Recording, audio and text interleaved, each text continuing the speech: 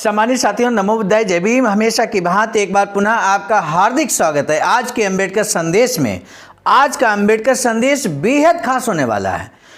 13 नवंबर 1956 को बाबा साहब के द्वारा दिया गया काठमांडू में अंतर्राष्ट्रीय भाषण हम लेकर उपस्थित हो चुके हैं। काठमांडू में बाबा साहब बौद्ध धर्म का अंतिम उद्देश्य क्या है, इस बारे में बताते हैं। क्या आपको मालूम है कि बौद्ध धर्म का अंतिम उद्देश्य क्या है और बाबा साहब ने काठमांडू में इस संबंध में क्या मार्गदर्शन किया समाज का? यदि आपको नहीं मालूम है, यदि मालूम भी है तो भी आपको जरूर आज के अंबेडकर संदेश को सुन लेना चाहिए। सम्मानित साथियों, 13 नवंबर 1956 को ही बाबा साहब भाव आवेश में एक बहुत बड़ी घोषणा करते हैं। वो घोषणा बाबा साहब करते हैं कि 2 वर्ष अगर और जी जाएं तो भारत में 5 करोड़ बौद्धों को मैं दिखा दूंगा। ये घोषणा बाबा साहब ने की थी। सम्मानित साथियों, साथ ही साथ हम आपको बता दें, बाबा साहब ये भी बताते हैं 13 नवंबर 1956 को काठमांडू में कि मैंने बौद्ध धर्म क्यों स्वीकारा। आपको मालूम है 14 अक्टूबर 1956 को बाबा साहब ने 5 से 6 लाख लोगों के साथ बौद्ध धर्म की दीक्षा ली थी, जो पिछले अंबेडकर संदेश में हम आपको बता चुके हैं। तो बाबा साहब आज के इस अंबेडकर संदेश में बोलते हैं कि मैंने बौद्ध धर्म क्यों स्वीकार किया और आखिर दुनिया में क्यों बौद्ध धर्म को स्वीकार किया जाना चाहिए। बौद्ध धर्म किस चीज़ का मार्ग बताता है। बहुत सारी बातें, जो महत्वपूर्ण बातें हैं, आज के अंबेडकर संदेश में हम आपको बताने वाले हैं। आइए अब बिना विलंब के हम चलते हैं आज के अंबेडकर संदेश की तरफ, जिसे प्रसारित किया जा रहा है स्थान Buddha Bodhisattva Ambedkar international centre BBAIC, Sarnath, Varanasi, राज्य उत्तर प्रदेश, देश भारत के सौजन्य से। आज का अंबेडकर संदेश हम प्रस्तुत करें उससे पहले हम आपसे एक अनुरोध अवश्य करना चाहेंगे कि अगर आपने अभी तक हमारे चैनल आवाज़ का ऑफिशियल यूट्यूब चैनल को सब्सक्राइब नहीं किया है, ये आवाज़ का अर्थात अखिल भारतीय अनुसूचित जाति जनजाति कर्मचारी कल्याण एसोसिएशन का संगठन का चैनल है। इसे यदि आपने अभी तक सब्सक्राइब नहीं किया है तो सब्सक्राइब बेल आइकन के साथ जरूर कर लें, ताकि हर दिन सुबह 5 बजे अंबेडकर संदेश आपके मोबाइल स्क्रीन पर आपको मिल जाया करें। आइए शुरू करते हैं आज का अंबेडकर संदेश। विषय हम आपको बता दें, बौद्ध धर्म का अंतिम उद्देश्य है दुख निवारण का मार्ग दिखाना। सम्मानित साथियों, बहुत महत्वपूर्ण विषय को लेकर हम उपस्थित हुए हैं। बाबा साहब डॉक्टर अंबेडकर संपूर्ण वाङ्मय खंड 40 से पेज नंबर 472 से 473 तक आप स्वयं भी अवलोकन कर सकते हैं। भारत के पूर्व कानून मंत्री डॉक्टर बाबा साहब अम्बेडकर और आयुष्मती सविता अम्बेडकर आज दिनांक 13 नवंबर 1956 को दोपहर दुनिया के बौद्ध धर्मी लोगों की 4थी विश्व परिषद में भाग लेने के लिए काठमांडू में पधारे। काठमांडू हवाई अड्डे पर उनका भव्य स्वागत किया गया। नेपाल सरकार की ओर से चीफ ऑफ प्रोटोकॉल भिक्षु कौशल्यायन, विभिन्न संस्थाओं के प्रतिनिधि, स्वयंसेवक और महिला पुरुषों के बड़े समूह उनके स्वागत के लिए उपस्थित थे। डॉक्टर अंबेडकर पत्नी के साथ हवाई जहाज से उतरते ही अंबेडकर जिंदाबाद के जोरदार नारे लगाते हुए जुलूस निकालकर उन्हें नेपाल सरकार के शीतल महल ले जाया गया। नेपाल सरकार के खास मेहमान बनकर वे वहां रहने वाले हैं। डॉक्टर अंबेडकर की सेहत अच्छी है और लगता है कि नेपाल का मौसम रास आया है। काठमांडू के एक्सप्रेस समाज के प्रमुख कार्यकर्ताओं ने तथा महिला संगठनों के प्रमुखों ने आज रात डॉक्टर अंबेडकर से मुलाकात कर नेपाल के एक्सप्रेसों के बारे में उन्हें महत्वपूर्ण जानकारी दी है। दुनिया के बौद्ध धर्मी लोगों की 4थी विश्व परिषद दिनांक 15 नवंबर से शुरू हो रही है।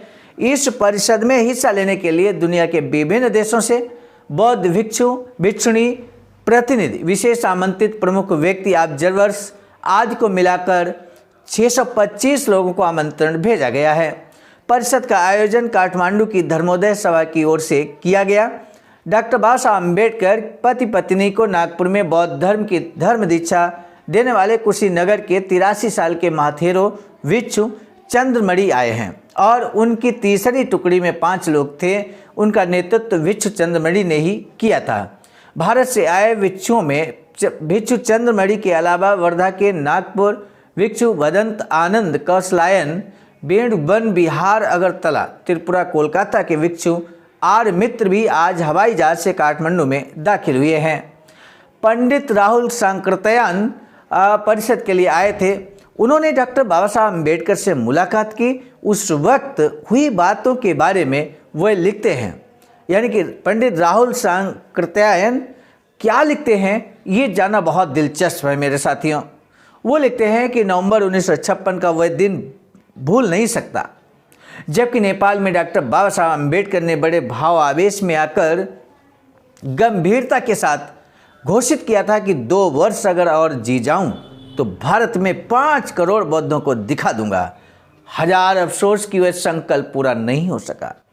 विश्व बौद्ध धर्मी सम्मेलन के 4थे साल में दुनिया के 34 राष्ट्रों ने परिषद में हिस्सा लिया और उनमें प्रमुख जो हैं 34 आखिर राष्ट्र कौन कौन से हैं ये जानना बहुत दिलचस्प है।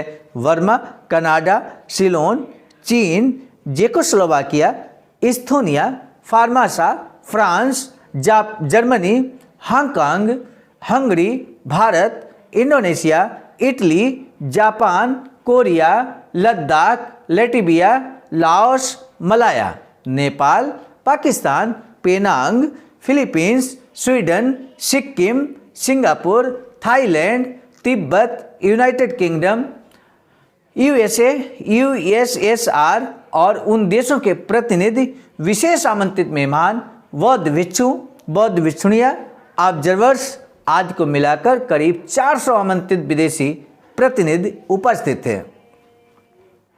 काठमांडू के भव्य तुड खेल ग्राउंड पर यह समारोह होना था।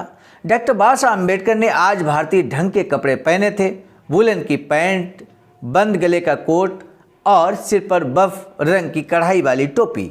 बौद्ध धर्मी लोगों की 4थी विश्व परिषद सफल हो की कामना व्यक्त करने वाले 30 देशों ने और संस्थाओं ने अपने संदेश भेजे थे।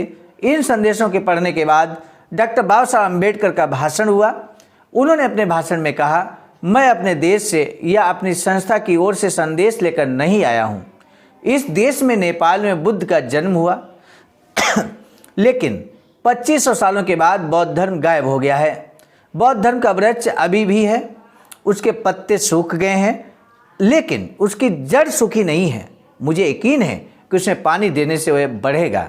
इसीलिए मैं यहाँ संदेश लेकर नहीं आया हूँ, लेकिन मैंने बौद्ध धर्म क्यों स्वीकारा ये मैं आपको बताना चाहता हूँ। सामान्य साथियों, महत्वपूर्ण प्रश्न है कि आखिर बाबा साहब ने बौद्ध धर्म क्यों स्वीकार किया। ये दिलचस्प जवाब बाबा साहब देते हैं जो आपका, हमारा, हम सभी का मार्गदर्शन करेगा। बाबा साहब ने बौद्ध धर्म क्यों स्वीकार किया, या कल को आप बौद्ध धर्म स्वीकार करते हैं, बौद्धिस्ट बनते हैं, तो आपसे कोई प्रश्न करेगा कि आखिर आपने बौद्ध धर्म क्यों स्वीकार किया। तो इसका तर्कपूर्ण जवाब अगर आप नहीं दे पाए तो फिर निश्चित तौर पर हम कह सकते हैं कि आपने बाबा साहब अम्बेडकर को सही से नहीं सुना है, नहीं पढ़ा है। तो आज का अम्बेडकर संदेश हमारा भी मार्गदर्शन करेगा। बाबा साहब कहते हैं क्योंकि उसमें समता, बंधुभाव और आज़ादी है। अन्य धर्मों में ईश्वर और आत्मा के अलावा कुछ नहीं है। मनुष्य मात्र की उन्नति के लिए कारण बनने वाले इन 3 कारणों का अन्य धर्मों में समावेश नहीं किया गया है। दुनिया में दुख भरा हुआ है। इस तथ्य पर बौद्ध धर्म का आधार टिका हुआ है, ईश्वर और आत्मा पर नहीं टिका। दुनिया में मनुष्य दुखी है, इस दर्शन पर वह आधारित है। इतना ही नहीं, उस दुख का निवारण करना और उसके निवारण का मार्ग दिखाना धम्म का अंतिम लक्ष्य है। ऐसा भगवान गौतम बुद्ध ने बताया है कि जो धर्म इस कसौटी पर नहीं उतरेगा उसे धर्म नहीं कहा जा सकता। ऐसा भगवान ने अपने पहले सूत्र में धम्म चक्र प्रवर्तन में बताया है। उनके अलावा इस प्रकार किसी धर्म के संस्थापक ने बताया नहीं है। इस कारण मैंने बौद्ध धर्म स्वीकार किया है। बाबा साहब कहते हैं कि दुख निवारण के लिए बुद्ध ने प्रज्ञा पारमिता भी बताई है। उनके बाद नेपाल के प्रधानमंत्री आयुष्मान टंका प्रसाद आचार्य ने समारोह में आए मेहमानों का स्वागत भाषण किया। उनके बाद गवर्नमेंट कमेटी के अध्यक्ष और नेपाल महाराज के प्रमुख निजी सचिव आयुष्मान लोक दर्शन का स्वागत भाषण हुआ। उनके बाद नेपाल के राजा वीर विक्रम सहदेव का नाम अध्यक्ष पद के लिए और भिक्षु चंद्रमणि का नाम धर्म शासक पद के लिए घोषित किया गया। उसके बाद नेपाल के राजा का भाषण हुआ। सभा के आखिर में महाथेरो विश्व चंद्रमणि का भाषण हुआ। सामान्य साथियों, हम आपको बता दें महाथेरो विच चंद्रमणि का भाषण जो होता है, ये भिक्षु जो है वो कुशीनगर से बिलोंग करते हैं, जो कि हमने आज के अम्बेडकर संदेश में आपको बताया है। आपने ही बाबा साहब को 14 अक्टूबर 1956 को बौद्ध धर्म दीक्षा दिलवाई थी। आखिर नेपाल के राजा साहब ने सबके प्रति आभार प्रकट किया और बैंड पर नेपाल का राष्ट्रगीत बजाने के बाद उस दिन की सभा का कामकाज संपन्न हुआ। सामान्य साथियों, आज का महत्वपूर्ण प्रश्न हम जरूर आपसे पूछना चाहेंगे।